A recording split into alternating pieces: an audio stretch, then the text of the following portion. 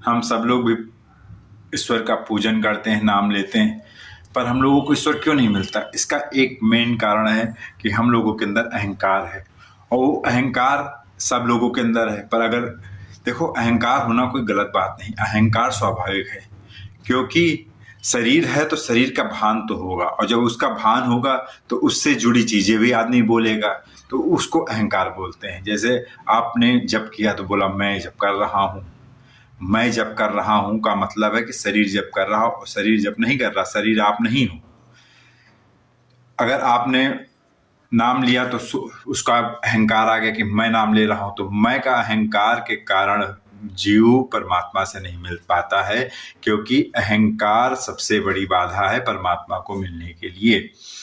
अब इसमें अहंकार आपका भी कोई दोष नहीं, अहंकार स्वाभाविक है, क्योंकि जब ये शरीर पृथ्वी जहां से प्रकट हुई, उसके बाद सबसे पहला जो चीज प्रकट हुआ वो अहंकार।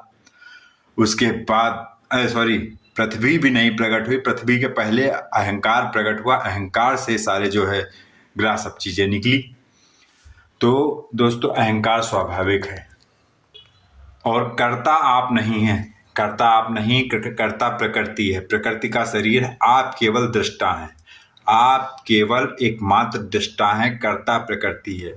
मतलब प्रकृति ही अपने गुण में गुण बरत रही है। वो उसका जब सत्व गुण आता है तो आदमी सात्विक हो जाता है, पूजा पाठ फलान ढमाक। फिर वही आदमी तमो गुण आता है तो नीचे का काम करता है, गंदा काम करता है, किसी को ईर्ष्या दोष करता है, किसी का गलत भी सोचता है।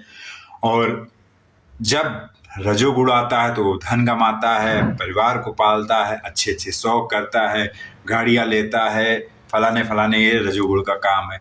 तो 3 गुण ही प्रकृति में घूम के जीव से कर्म कराती हैं, और 3 गुण की ये त्रिगुणमयी प्रकृति है, जो कि अज्ञान से उत्पन्न है, और इसका कोई वास्तविक स्वरूप नहीं है, ना इसका कुछ वास्तविक है, क्योंकि ये शरीर जब वास्तविक नहीं है तो प्रकृति वास्तविक नहीं होगी ऐसा। पर आत्मा वास्तविक है, क्योंकि आत्मा सदैव रहती है, आत्मा कहीं नहीं जाती, आत्मा सदैव रहती है। प्रकृति बदलती है, मन बदलता है, विचार बदलते हैं, व्यक्ति बदलता है, वो सब आप देखते हैं। इसका एकमात्र कारण है कि ये जो त्रिगुणमयी प्रकृति है बदलने की स्वभाव है, परमात्मा का बदलने का स्वभाव नहीं, वो सदा रहता है जीव के अंदर। इसलिए हम लोग परमात्मा का ध्यान करें और उनको अपना माने।